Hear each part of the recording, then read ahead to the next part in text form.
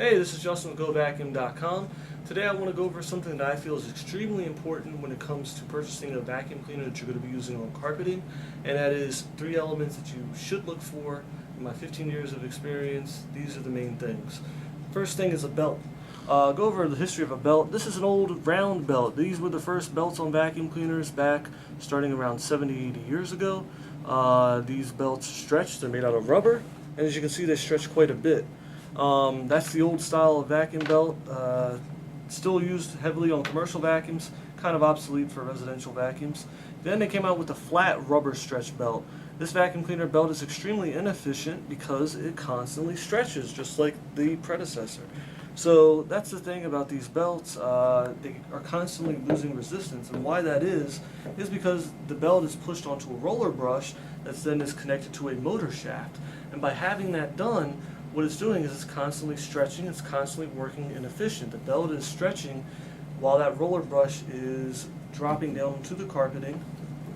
It's being pulled back. So after a month of use, after 2 months of use, after 3 months of use, that belt is stretched out. That's why when you buy a new vacuum cleaner belt with a flat belt, it is twice the size, it's half the size of the old belt. The old belt is stretched.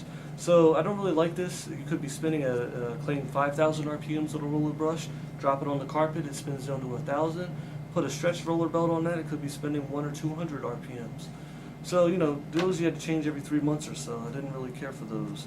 Now, the newest thing is this guy up until about 5 years ago, and this was a tooth belt. Came out about 20 years ago, and it was a really innovative thing. And essentially what it is just like a timing belt of a car. It has teeth. And it's cool because what you could do is give a consistent RPM or a claimed consistent RPM on a roller brush. Now, how it would work is it would go over the roller and it would spin it with teeth that were on the roller brush itself and then teeth that were on the motor shaft. Now, as it would spin, there was no play, there's no rubber, it was a consistent track. However, what happens with these are, if the roller brush was to stop, it would tear a tooth off.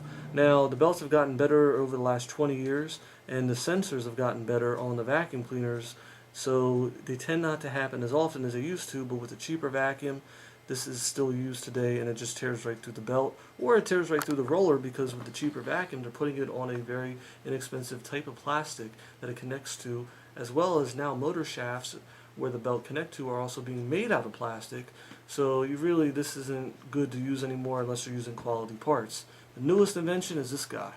This is a serpentine style belt. While it looks just like a regular stretch rubber belt, it's not. If you look real close through here, you have lines. Now, on the newer style motors, what they do is they have a metal motor shaft that has just little lines that fill in there. And while the motor shaft is filling in those lines, it's giving it a consistent feel and a grip, as well as on the roller brush. So what's happening is, it's like the tooth belt, but if you were to stop this one and get it clogged, if you were to clog the roller and stop it, the motor would stop also without having to tear through the belt. And this is one of the longest lasting belts. I don't envision any other vacuum cleaner belt coming out in the next 10 or 15 years that's going to surpass this at all. This is a great belt system, and I feel it is crucial to have this, or at least a better designed gear belt when purchasing a vacuum cleaner today for carpeting. So that's the belt I would stick with, is a serpentine style belt. Let's go over these brush rollers here. This is a roller brush that is designed on the market and used on a lot of commercial vacuums, actually used with the old round style belt. But it's still, like I said, the most heavily used commercial vacuum. Now, it implements an old beater bar. If you look here real quick, this was Hoover's old, it beats as it cleans as it sweeps. That's Hoover's old marketing from the 40s and the 50s. And while efficient back then in 2011, 2012, it's not. The bar will catch carpet, will tear it apart, and it's just not made well at all. That's something that I don't recommend at all for carpeting. And it's also plastic end caps. These are ball bearings underneath here. They're going to create heat. They're going to melt down that plastic end cap. Now, you can use a ball bearing system with a plastic end cap if it's a heavier duty plastic that's somewhat heat resistant, and you're doing it with a serpentine style belt. But this system, no good. Move on to this roller brush here. Very similar metal roller brush, which I do like. The metal tends to last longer than the plastic or the wood. But the problem with this is it has those built-in beater bars again, and while it's not a separate one like this, it's going to tear it apart. Still, it's beating your carpet. That's no good. But above and beyond that, what's really no good is the way that it channels. A chevron roller, which I'll get to in a second, channels all the dirt into the center or wherever the suction is coming from. You take a look at this this vacuum roller brush here, the dirt channels into the center. So as it's spinning this direction here, my finger is the dirt is then being channeled into the center. And that's great for the one side. However, check out this other side. As it's spinning that same direction, the dirt is being channeled to the side. Not much thought put into this roller brush. Same goes for this guy. Same exact thing. Just not a real good design. You need to channel the dirt into where you're cleaning. Onward to the chevron roller. Now a chevron roller, it takes the center is where the dirt suction is coming from, and the dirt should be channeled to, and that's what you're doing. You're channeling the dirt to the center with a chevron roller brush. Kind of just common sense, but most vacuum manufacturers don't do that.